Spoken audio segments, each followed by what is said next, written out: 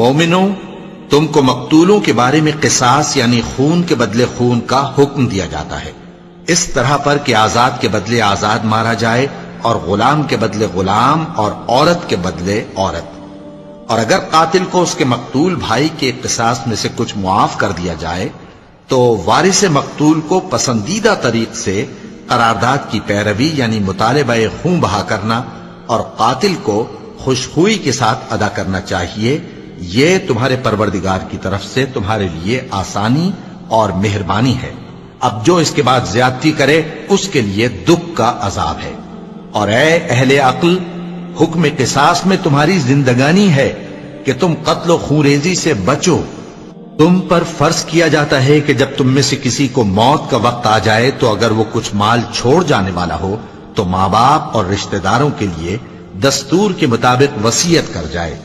اللہ سے ڈرنے